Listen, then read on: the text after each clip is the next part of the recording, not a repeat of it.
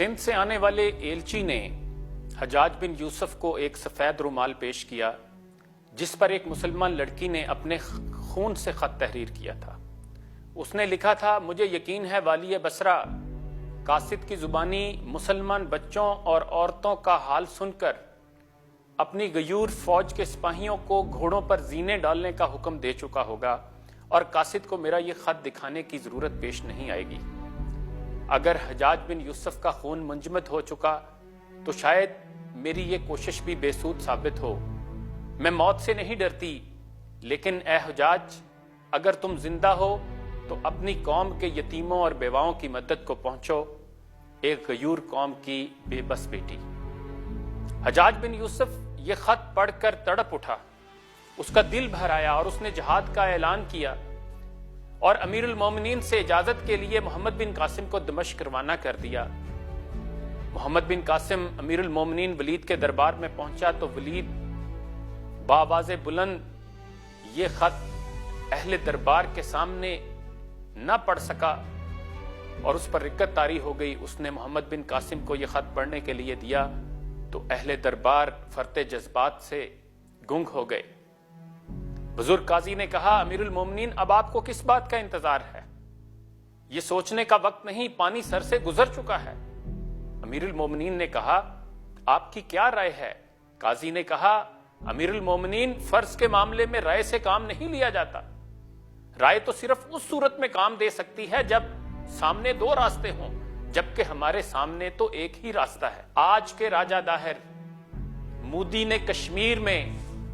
मुसलमानों के लिए जो हालात पैदा कर दिए हैं और जिस तरह के जुल्म सितम वहां जारी हैं, मेरा पाकिस्तान के हुक्मरानों, जहादे फी सबिलिल्लाह का मोटो रखने वाली पाकिस्तान आर्मी के जर्नैलों और पाकिस्तान के उलमा से यह सवाल है कि क्या अभी भी हम पर जिहाद फर्ज नहीं हुआ?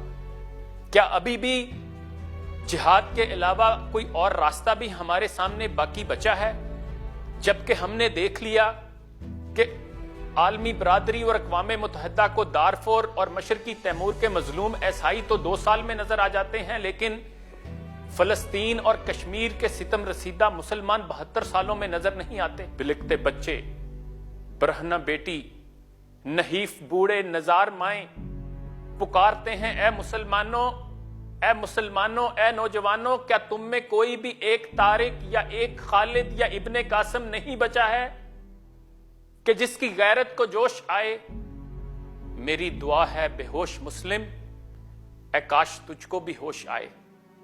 आज हमें एक तरफ तो टीपू सुल्तान के अकवाल सुनाए जा रहे हैं और दूसरी तरफ यह कहकर जंग से डराया जा रहा है कि जंग के लिए मजबूत मईशत की जरूरत होती है और हमारी कमजोर मईशत जंग की मुतहम्मिल नहीं हो सकती। आप 72 साल में तो इस मईशत को मुस्तहकम ना कर सके तो क्या आइंदा 72 साल में कर लेंगे? और तब तक तो शायद कोई कश्मीरी जिंदा भी ना रहे। हकीकत यह है कि हमारी इसी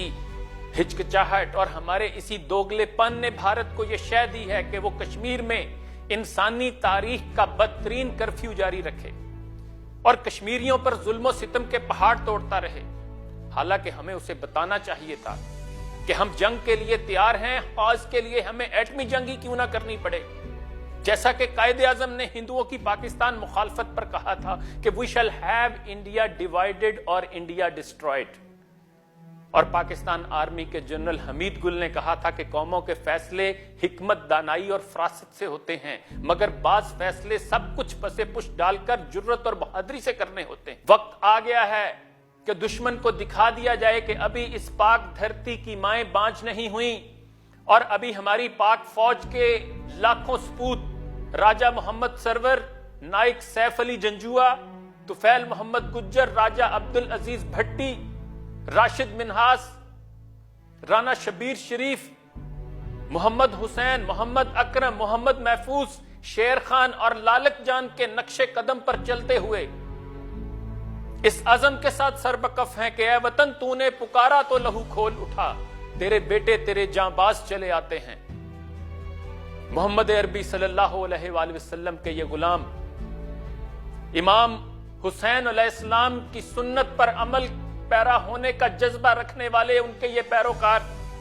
جناح کے بیٹے اور اقبال کے یہ شاہین جب میدان جنگ میں اتریں گے تو تم دہشت زدہ راتوں میں سونا چھوڑ جاؤ گے،